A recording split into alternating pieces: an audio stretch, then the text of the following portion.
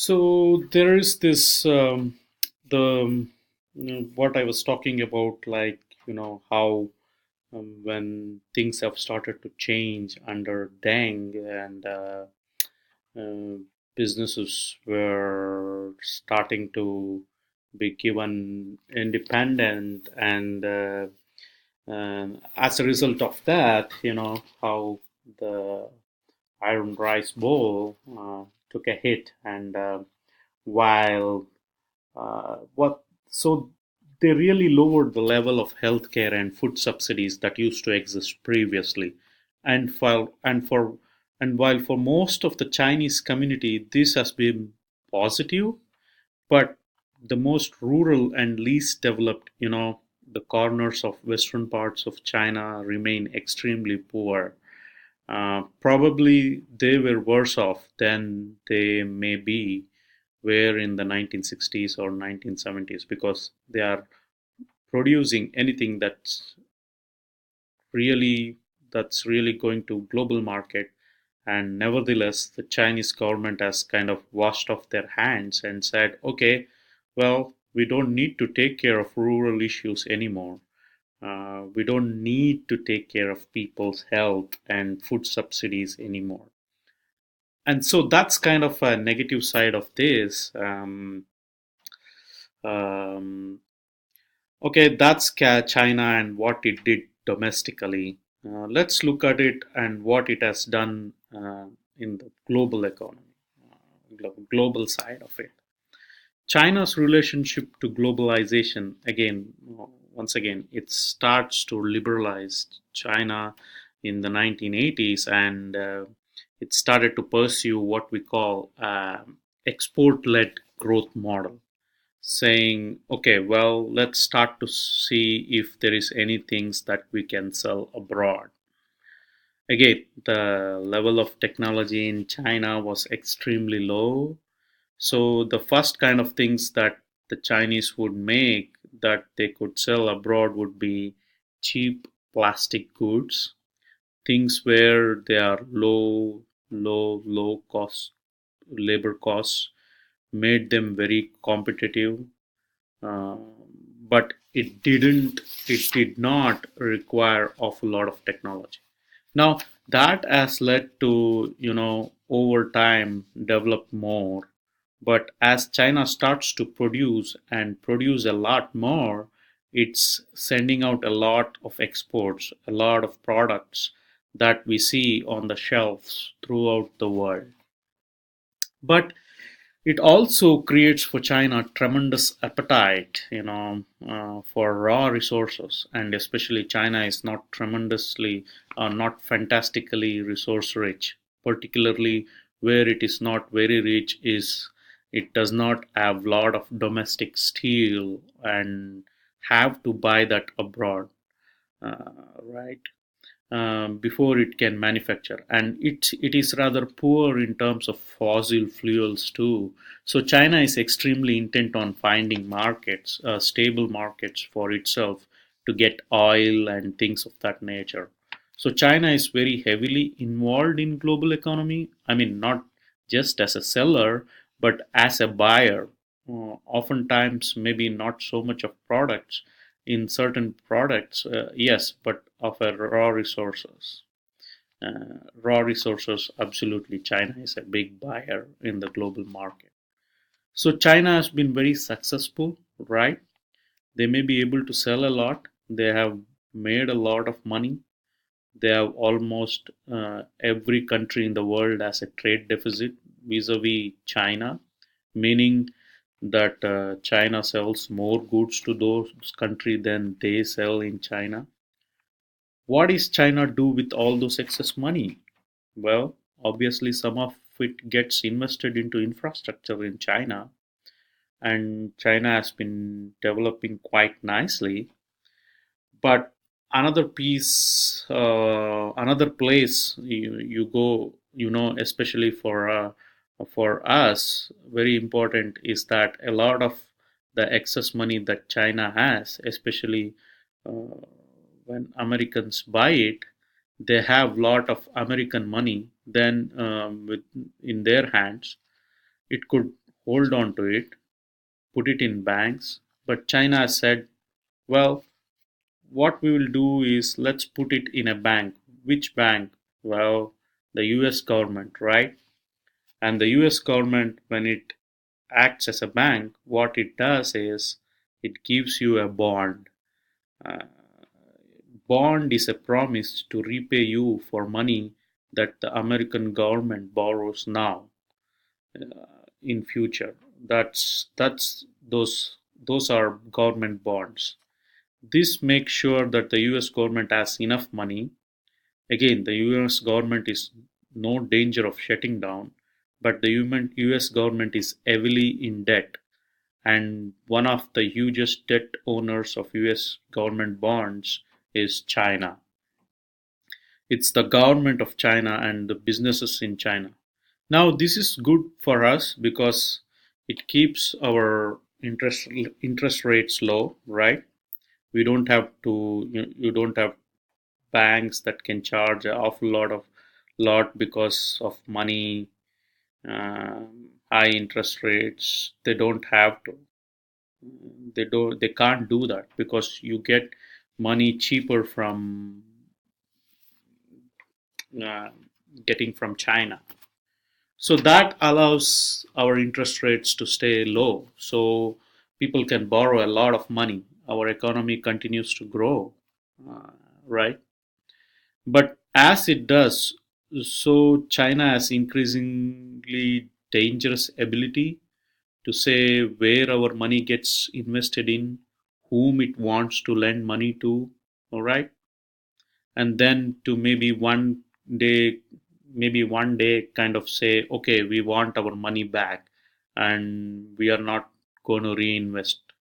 And here we are very reliant on China continuously pumping money into our economy. We would be in a huge trouble, right? And this, of course, as one of the security issues that we need to consider, that US always needs to consider. It's nice to have China footing the bills for us, but it's also a bit dangerous for us. That said, the other side is China would probably be, it would be not to China's advantage to just let us go, let our economy fall into free fall. That would be a very bad for China because then they couldn't sell to us anymore. If our economy really struggled, we were one of the largest market for Chinese goods, and if we couldn't buy things anymore, that would be that would hurt China. So they also have an incentive to keep US economy healthy. There is this famous phrase, if US sneezes, world catches cold. So that's the idea behind it here too. Now again, in terms of economic and technological development, China is still a developing nation, but it's growing very quickly. It's growing very quickly. And China oftentimes doesn't have great research and development, and it doesn't create its own technology. As to buy that, it has to buy the technology and know-how from other countries, especially US. But China is also pretty notorious for stealing technology or not paying for the technology that it uses. And again, as it continues, it's starting to invent things on its own. It's no longer a rookie or and so naive.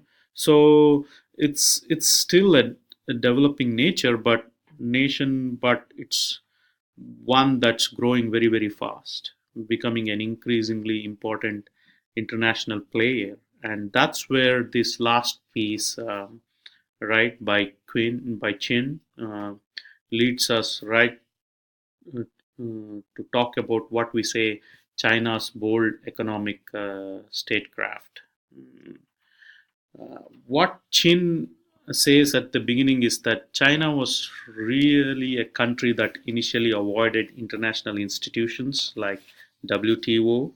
It wasn't a member to begin with. It was a communist country at first, and even when it became capitalist, its a level of capitalism was a lot lower, and a lot of countries did not want China to join the WTO, because of course when you join the WTO, that allows you to sell your goods to other countries. They said, oh my gosh, the Chinese, only thing that keeps us competitive from the Chinese is that high tariffs that we can put um, put up to protect our industry.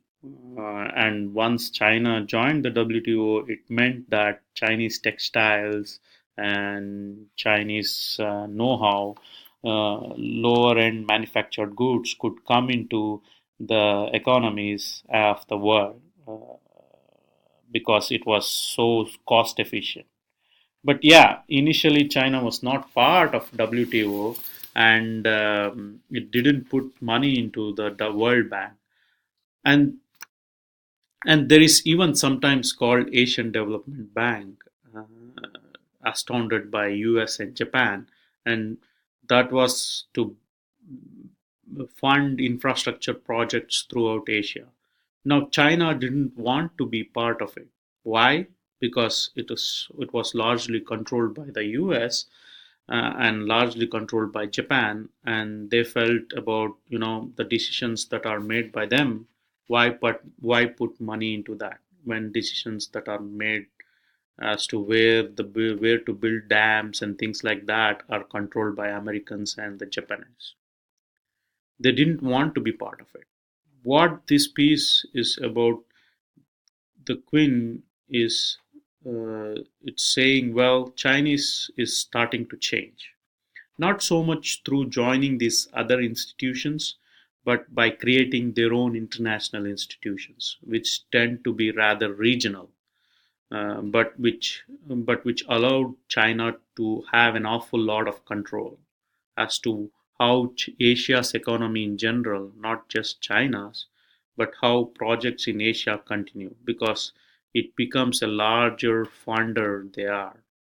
So together with the BRICS are the new industrialized countries: Brazil, Russia, India, China, and South Africa. Together with the other BRICS, it has started something called New Development Bank, and it has also created an Asian Infrastructure Development Bank, really to be in competition with Asian Development Bank. And again, it's a little bit different when it lends money for a project. It's going to do so along, we say, statist line, right? They are not so much free capitalist types of product projects, but they tend to fund projects that are government owned and things like that, where there is a lot of heavy government control, because that's the model China follows as well.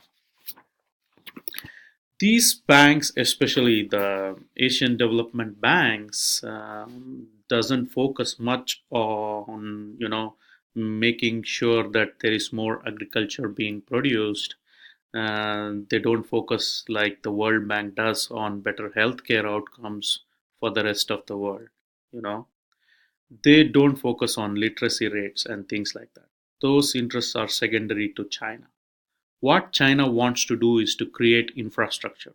It wants to make sure that the other countries in Asia have roads, harbors, train lines to allow Chinese goods to arrive there and Chinese goods to pass through on their way to the West, right?